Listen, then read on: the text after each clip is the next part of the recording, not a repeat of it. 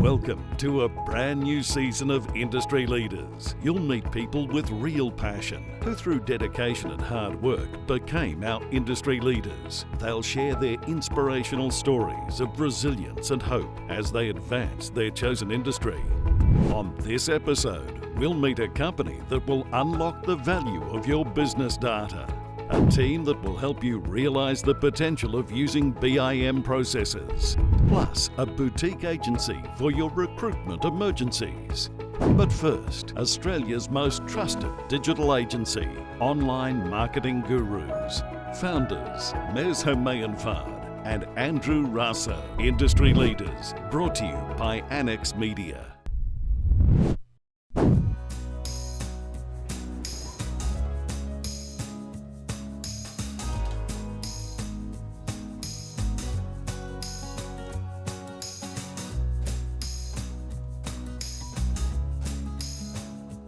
I was born in Maitland in the Hunter Valley. I spent most of my childhood actually living in Newcastle in a place called Wallsend. And family was sort of the big area for me through till now that I enjoyed in my childhood. I moved to Sydney when I was 12 years old and sort of did my high schooling at St Ives High before moving into uni. I grew up in Sydney, Australia. I came from a middle-class family. My father and mother worked very, very hard to provide for us, but I had a great upbringing. I came from as I said, a great family that tried to give us everything they had to show us that life is great. Andrew and I actually met at Macquarie University. So we were both attending Mac Uni in sort of the late 2000s and doing a commerce and marketing degree. Mez and I just clicked. When we first started OMG, I had a passion for online marketing. Mez was working in the same suburb as I was, and we found a passion for business.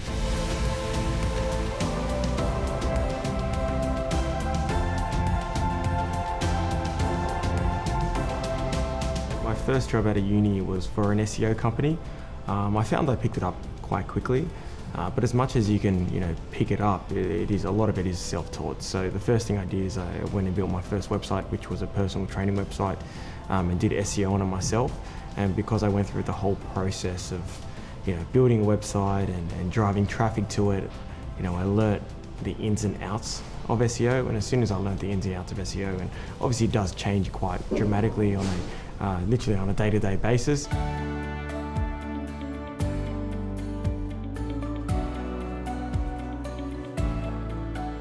When we wanted to start the business, I was at a particular turning point where I wasn't really enjoying my corporate job and always wanted to start a business. And Andy said, "Hey, do you want to start a business in search engine optimization?" And he sent me a PowerPoint on it. So that was my first point learning about it. And sort of over the subsequent 7 to 8 years, we've learned a lot over it.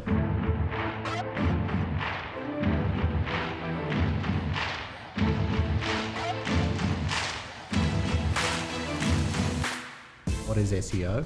It's the process of actually optimizing websites so they show up more prominently within the search engines for the right types of keywords. So we work with everything from small businesses through to really large enterprises. So we help actually devise a strategy to understand how are their customers looking for them online, and then actually building out a strategy to build up their placements within the search engines within those organic listings.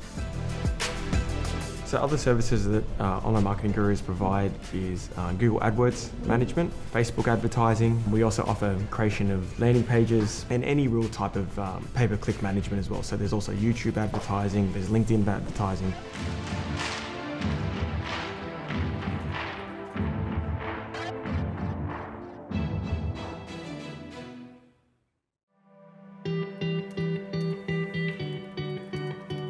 So before starting Online Marketing Gurus, I was actually working in software sales. So I was doing that for about 2 years. And prior to that, during uni, I had my own business on eBay. So I was selling actually, funnily enough, projectors and car parts to sort of pay my way through uni. And before that, I was actually working in my family's Persian rug business, funnily enough. So I've picked up a real love for Persian rugs as well. So something not a lot of people know about me actually.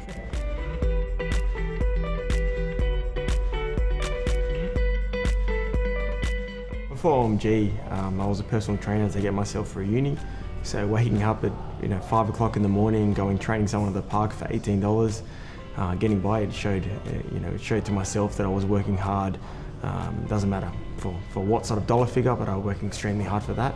As soon as I came in the digital space, I worked for a few competitors of mine. I learned the good, bad, and the ugly, and I guess I moved forward with all my learnings from that to OMG.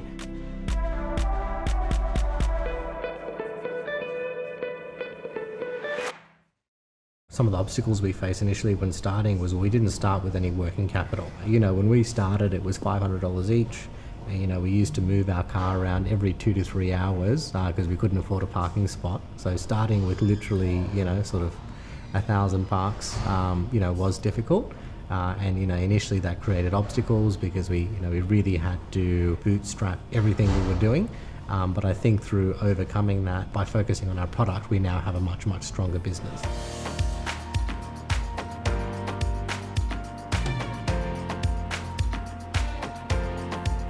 Super exciting for OMG's future because of the amount of potential growth that we do have. We've created a great business around Australia. However, we are looking at taking internationally as soon as possible. I don't even think we've scratched 25% of what the potential of our business is. So I just feel like there's so much more for us to do and so much more potential to tap into, both locally and internationally.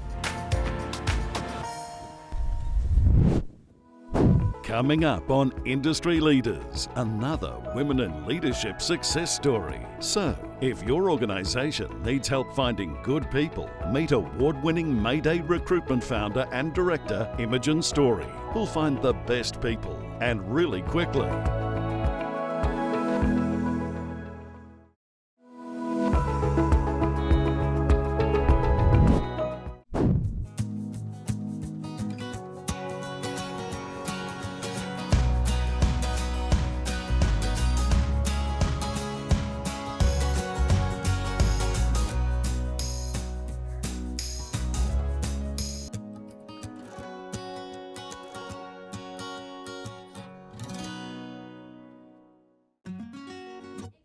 I moved to Australia in 2009 with my recruitment career and was very fortunate to be given some amazing opportunities within the industry and work my way up.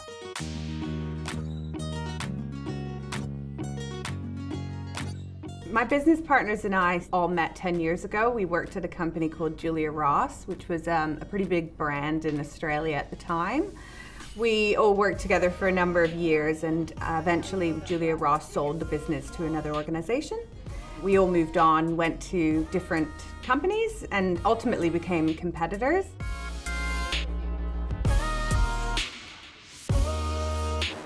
After sort of a period of working for somebody else, I think I felt like I was just ready for a new challenge. I wanted something that was going to push me out of my comfort zone. I'd been in recruitment for 10 years. So I contacted Kat and Joe to see if they'd be interested. We had very different networks at the time and different industries that we worked with, and I thought it would be a good combination. And luckily they did too. So after a year of planning on our weekends and evenings, we finally launched Mayday Recruitment on the 4th of July, 2016.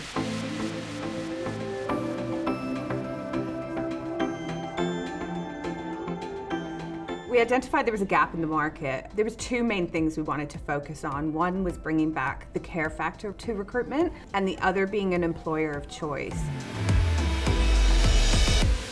The recruitment industry can be very high pressured with very long hours, and we wanted to prove that women in business could have a family, start a family, and have flexibility at work and be successful in their recruitment career.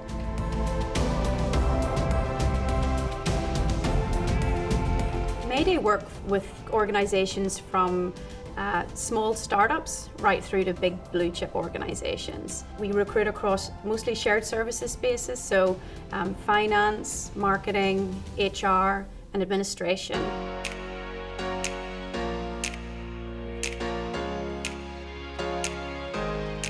Our customers are any organisation that need help finding good people.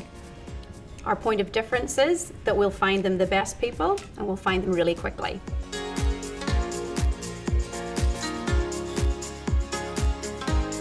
Mayday has undergone incredible growth in the last 2.5 years. Since we opened in June 2016 to today, we've grown from our 3 founding directors to a team of 18 people. I feel like everyone has experienced that horrible Sunday night dread of not wanting to go to work the next day.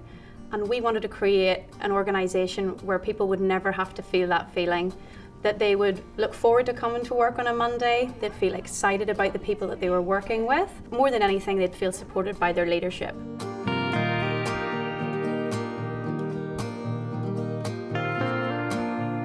We really enjoy each other's company. We don't just talk work, it's also, about people's lives. It's such a buzz when somebody gets a role and being able to call them up and say, hey, you got it, you did it. And then hearing them be absolutely over the moon on the other end of the phone line is just, it's such a buzz, and I think it's really why I do it. And then when a candidate calls me up maybe 2 months after they've started a role and they say, I know I said I didn't want to go to that interview and you kind of talked me into it, and now I'm so happy and I'm so glad you did because you've changed my life. It's like, wow, that's powerful. So Emily's going to kick off our speakers tonight. I know she'll do fantastic. We've both come a long way from those jobs in 2008, but still hopefully got our wit between us. I'll pass over now to Emily.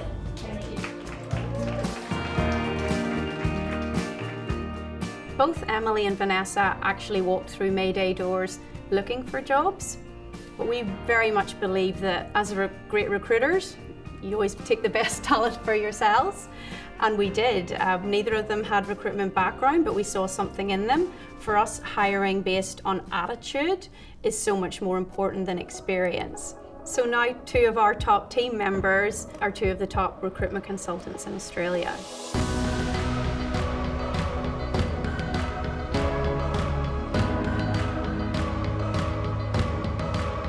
2018 was a really exciting year for Mayday when it came to awards. We actually did pretty well in a few. Probably the most significant for us was winning the New South Wales Business Chamber Startup Superstar Award for 2018. That was so exciting for us as a small organisation to be able to go to a big awards ceremony, to be able to take our entire team, everyone to get glammed up. It was just an amazing night. We just want to really help the next generation, the way that sometimes we haven't been helped, really develop themselves in our industry. Still to come on Industry Leaders, an architect who has wanted to change the world since childhood. Digital Node founder and director Rebecca DeChico explains the 3 main streams they focus on with their business, including project and construction management.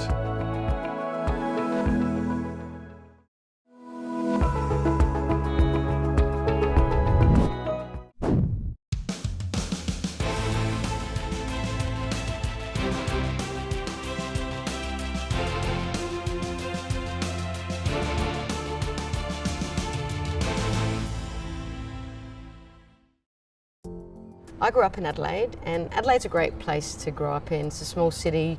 We've got a great big Italian family. I had a great childhood. I was really interested in digital at a young age, so growing up and being a bit of a geek, a bit of a tomboy, loved getting my hands dirty as a builder or as a construction person. Now I look back and I think, this is exactly what I'm supposed to be doing, so I was always really interested in building things, as a young girl. And that was, challenging being a young girl in, in a small town, but I loved my journey and it was such a great place to grow up.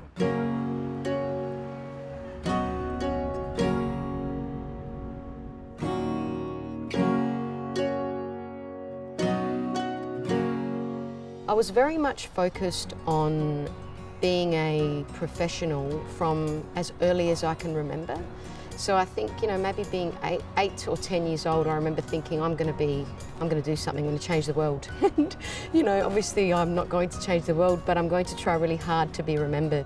Being, I guess, closely involved in a family which came from the construction industry, my father being involved in the construction industry, I wanted to be an engineer or an architect from a very young age.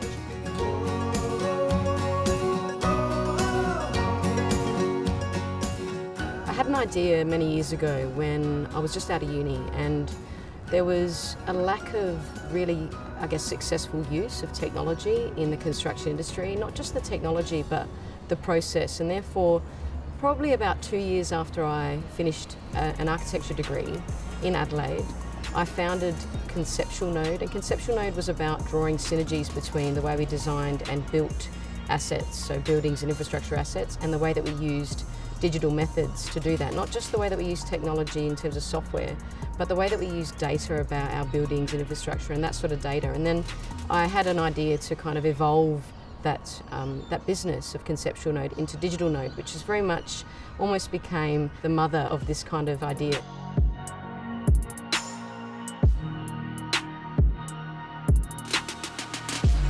There's a lot of research out there that suggests that we require digital twins of every single asset that exists all over the world. A bridge, a car, a boat, whatever that asset is. BIM is about ensuring that we have that process in place to be able to digitise those assets and having a digital twin or a digital version of an asset to be able to access the data when it's required.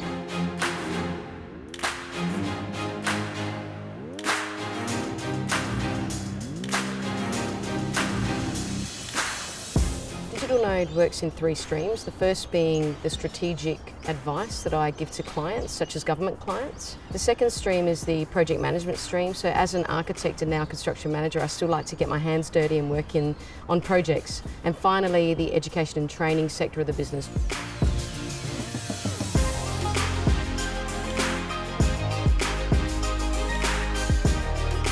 In 2006, I moved over to the UK, and when I moved to London, I was very much looking to extend my knowledge in architecture and design. I moved there thinking that I'd be there for 6 months to a year, and I thought this would be great, I'll do some travel, etc. It ended up being almost 10 years in the UK, which very much became home for me. So for me, I think I evolved as not only a design professional, moving my way into senior roles in different architectural practices before founding the business, but also professionally, I think I evolved as a business person, and that was a great experience for me.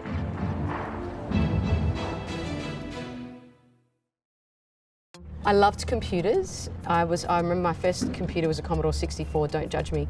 And it was a great journey for digitisation of things. So some of the programs that I used when I was very young, I think what affected the way that I now respond to technology and construction. So yeah, I loved building things, but always being digital. So I always loved the digital side of it.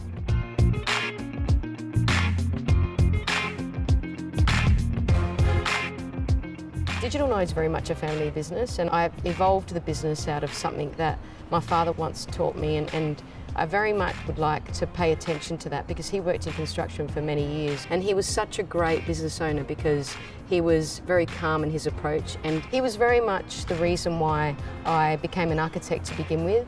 So Nicole, as a sister, and even I've got a large family network. Having a family business and keeping grounded was very much part of that mentality for me. I manage and run a group which is called Women in BIM, and we have over 800 members all over the world. And the reason that I created that group was to basically allow women to have a repository in construction and digitisation of construction in the BIM space. And also, finally, the most important part of women in the construction industries is leadership. Promoting and encouraging and nurturing women in that space to stay involved in construction and then evolve themselves in leadership positions was so important. The next step is just continuing to grow the business in different regions of the world and having opportunities in different regions of the world. So I'd like to evolve that and continue the journey in that way.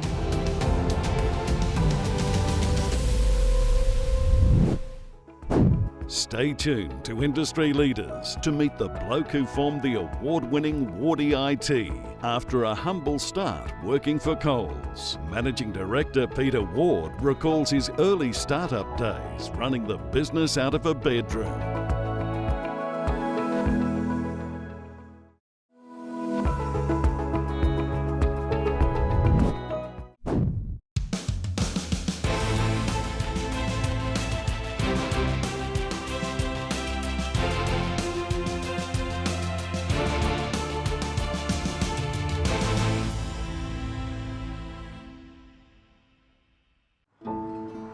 born and bred on the north side of Brisbane and still live on the north side today. Day to day for me is very much revolving around my 19-month-old daughter. I like to start early, and so does she. So it's always nice to be able to start my day with her on my laptop and a nice cup of coffee. My day then normally revolves around popping into the office and really driving the evangelism of our organisation. I spend a lot of time in Sydney and Melbourne with our customers, really helping them to build out the dream about understanding how they can do more with data.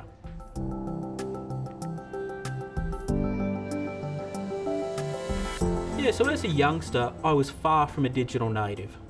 In fact, my parents bought our first computer. It was a 286. It was second-hand when I finished grade 10. So that way I had a computer for grade 11 and 12. I remember going and buying my first PC when I started university. I'd outgrown that 286. I still remember the sounds of the modem as it actually ping and beep, and someone would pick up the phone and all of a sudden disconnect as that MP3 was being downloaded at that point in time. I think I spent $6,000 on that first PC today, which was now probably the same power as my Apple phone in my pocket.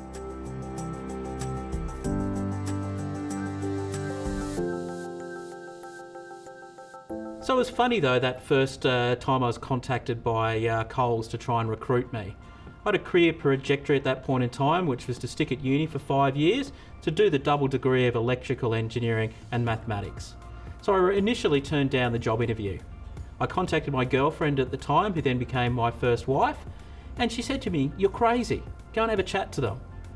I contacted them, and next day I was in a role. They offered it to me straight away there. I stayed in that role for 12 months in Brisbane and then was headhunted down to Melbourne.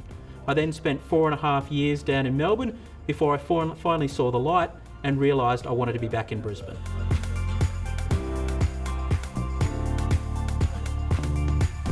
And when I moved, I didn't really know what I wanted to do. So as you do, you started your own business, and hence Wardy IT Solutions was formed.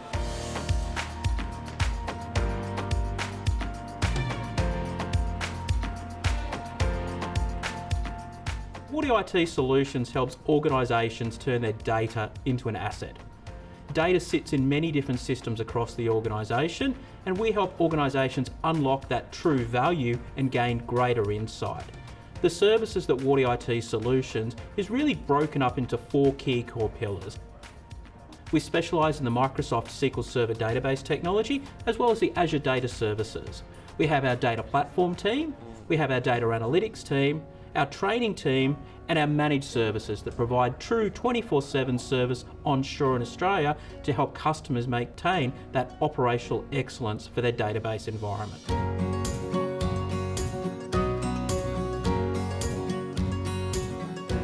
Customer CS is very unique. Some might say it's one throat to choke, but we see it's the ability to work with a customer through the entire life cycle of data. Wardy IT Solutions is unique in the fact that we deliver each of those core service offerings and are incredibly good at it.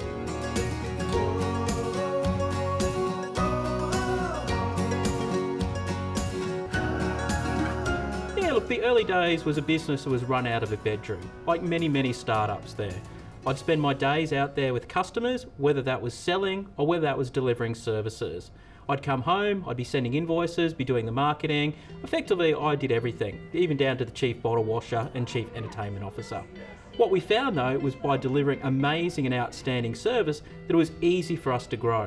I very quickly scaled from more work that I could possibly do and then started to employ people.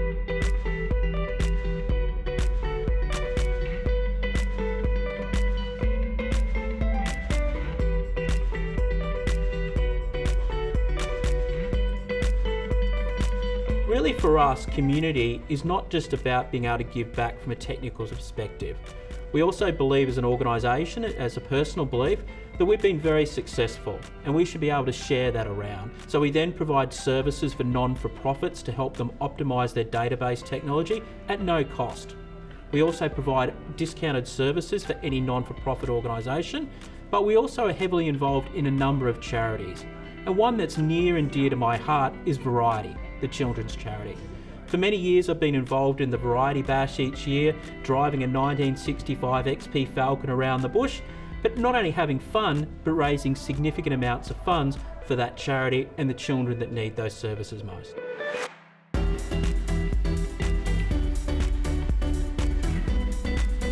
Some of the guys who were with us in the early days, we're lucky enough to have people that have just celebrated 7 years with Wardy IT Solutions. They all joke about that first year. We moved office 3 times in 1 year because we continued to outgrow that office. And that's been a foundation that we've continued to accelerate over time around growth. We're a business that was born and bred in Brisbane, but we've now expanded across the east coast of Australia, but also now entering international markets in the US, as well as also in the UK as well.